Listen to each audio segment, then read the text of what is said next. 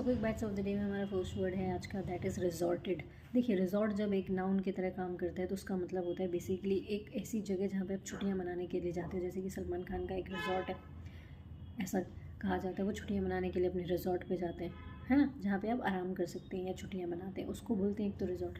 और दूसरा रिजॉर्ट का मतलब होता है जब आपके पास कोई चॉइस नहीं होती है बेसिकली, तो आपने किसी चीज़ का सहारा ले लिया है, डिपेंड कर गए, आप फॉल बैक ऑन कह सकते हो, रिलाई ऑन कह सकते हो इसके लिए, ठीक है, किसी चीज़ का सहारा लिया है बेसिकली।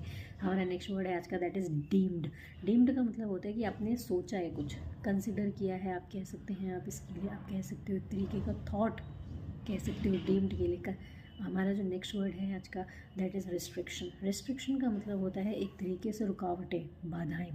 सो हम इसके लिए प्रोहिबिशन कह सकते हैं, इम्पेडिमेंट्स कह सकते हैं, हम इसके लिए इनहिबिशन कह सकते हैं, प्रिवेंशन कह सकते हैं, डिटरेंस कह सकते हैं, हम इसके लिए एक तरीके का रेजिस्टेंस बोल सकते हैं हम इसके लिए, ठीक है। हम इसके लिए ब्लॉकेजेस कह सकते हैं, स्टॉपेज कह सकते हैं, हम इसके लिए बैरियर कह सकते हैं, हम इसके लिए। हमारा नेक्स्ट वर्ड है आज का, दैट इज़ डाइल्यूट।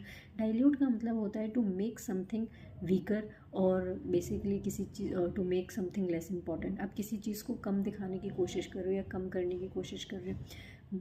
अब वो क्वांटिटी भी हो सकती है, वो आपकी वैल्यू भी हो सकती है, वो किसी का दुख दर्द भी हो सकता है, उस दुख दर्द को डाइल्यूट कर रहे हो, डिपेंड अपॉन द कॉन्टेक्स्ट।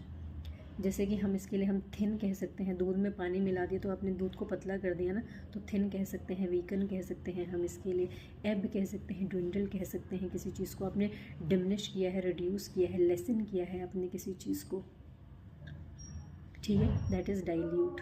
आपने किसी चीज़ को अडल्ट्रेट किया है, बेसिकली दूध में पानी मिला दिया तो आपने मिलावट तो करी ना, दूध की मात्रा तो कम करी ना, सो अडल्ट्रेट किया है आपने किसी चीज़ को। हमारा जो नेक्स्ट वर्ड है आज का, दैट इज़ एम्ब्रॉयज़। एम्ब्रॉयज़ का मतलब होता है basically a kind of a foetus, ठीक है, मतलब जन्म से पहले जो डेवलपमेंट होती है एक बच्चे की, वो बेबी भी हो सकता है, वो प्लांट भी हो सकता है, वो एनिमल भी हो सकता है, डिपेंड्स अपॉन द कॉन्टेक्स्ट।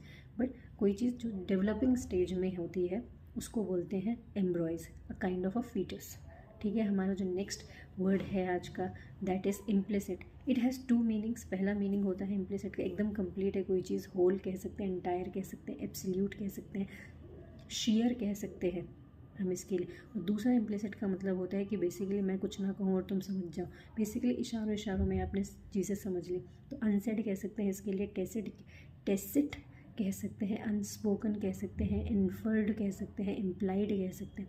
अब ऐसी चीज़ें जो बोली नहीं जाती वो अनक्लियर भी होती हैं कभी कभी, सो हम इसके लिए अनक्लियर कह सकते हैं, ऑब्सक्योर कह सकते हैं, ऑफिसकेट कह सकते हैं, एम्बिगुअस कह सकते हैं, वेग कह सकते हैं,